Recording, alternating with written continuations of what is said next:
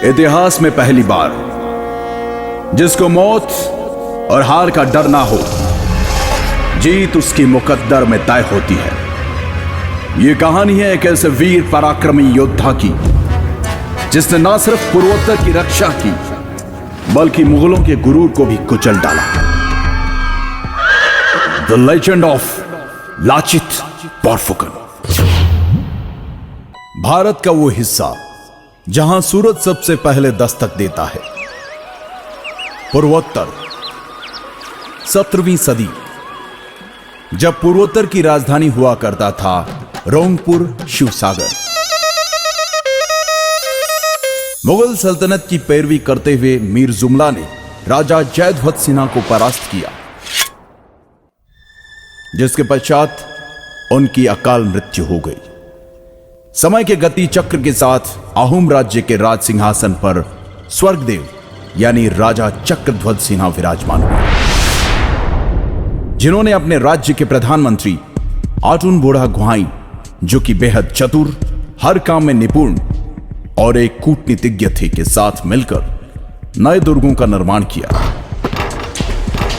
अपनी सेना को संगठित कर उसे और मजबूत बनाने के लिए उन्होंने एक वीर योद्धा लासित बोरफुकन को अपनी सेना का प्रधान सेनापति नियुक्त किया।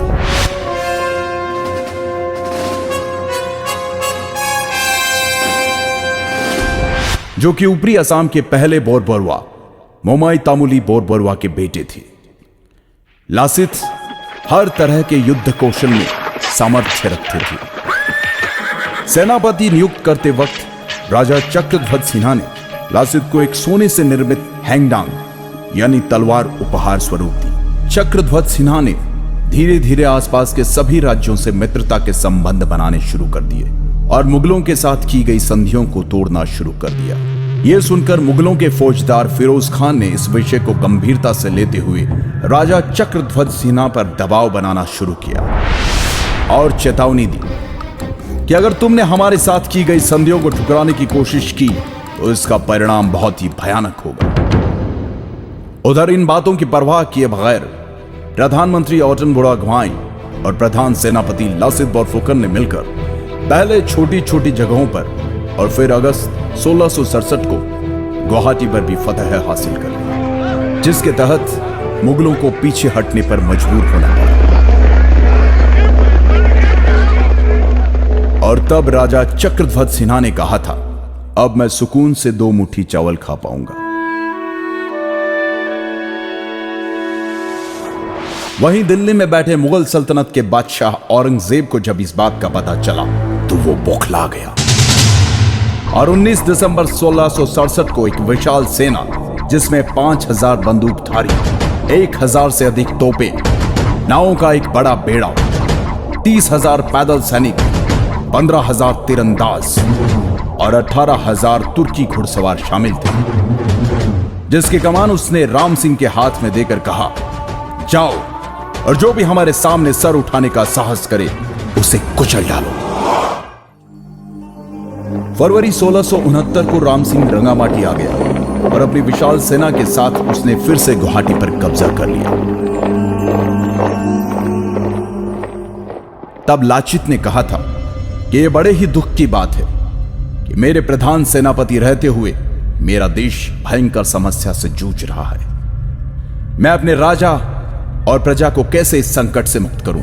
कैसे मैं अपने पूर्वजों के मान और सम्मान की रक्षा करूं? उसी दौरान राम सिंह ने एक चाल के तहत बाण के जरिए राजा चक्रध्वज सिन्हा को एक पत्र में लिखा कि लाचित ने हमसे गुवाहाटी खाली करने की एवज में 1 लाख रुपए लिए। एक बार तो राजा को लाचित की ईमानदारी पर शक हुआ, लेकिन प्रधानमंत्री आटुन बुढ़ा गुहाई ने समझाया कि लाचित देशभक्त है और यह उनके खिलाफ एक षड्यंत्र मात्र है। लाचित के देशभक्ति की मिसाल इस बात से भी लगाई जा सकती है कि मुगलों पर नजर रखने एवं युद्ध नीति के तहत लाचित ने गुवाहाटी के नजदीक दुर्ग बनाने के काम की जिम्मेदारी अपने मामा को दी थी और कहा कि कल भोर होने से पहले यह दुर्ग तैयार हो जाना चाहिए। मामा ने कहा, आप निश्चिंत होकर आराम करें, सुबह तक काम हो जाएगा। आधी रात को लाचित की बेचैनी बढ़ गई। उनसे रहा नहीं गया और वो दुर्ग का काम देखने चले आए। उन्होंने वहां जाकर देखा तो सारे मजदूर और मामा सो रहे थे। यह देखकर लासित की आंखों में खून उतर आया और उन्होंने गुस्से से मामा को उठाकर कहा, मामा, मैंने आपको कहा था कि काम रात भर में हो जाना चाहिए। दुश्मन हमारी मां की छाती पे खड़ा है, लेकिन बावजूद इसके आप आराम की नींद सो रहे थे। यह देखकर मामा लड़खड़ाते हुए बोला, माफी चाहूंगा, काम करते करते कब नींद लग गई मुझे पता ही नहीं चला। मैं अभी मजदूरों से कहकर काम शुरू करवा देता हूं। परंतु लाचित के सब्र का बांध टूट चुका था। गद्दार, मुल्क से बढ़कर मेरा मामा नहीं हो सकता, कहते हुए मामा की गर्दन धड़ से अलग कर दी और रातों रात उस दुर्ग का निर्माण करवाया, जिसके कारण मजबूर होकर मुगल सेना को जल युद्ध के लिए तैयार होना पड़ा, जिसमें कि मुगल सैनिक बहुत कमजोर थे। इधर बहुत तेज बुखार से जूझ रहे लाचित को आटुन घोड़ा गुहाई ने कहा कि तुम्हारी तबीयत बहुत खराब है, इस हालत में तुम युद्ध पर नहीं जा सकते। फिर भी लासित युद्ध के लिए गए और शुरू हुआ सराय घाट का ऐतिहासिक युद्ध, द बैटल ऑफ सराय घाट। लेकिन क्योंकि लाचित के पास सेना बहुत कम थी, इसलिए लाचित की सेना हारने लगी, युद्ध छोड़कर पीछे हटने लगी।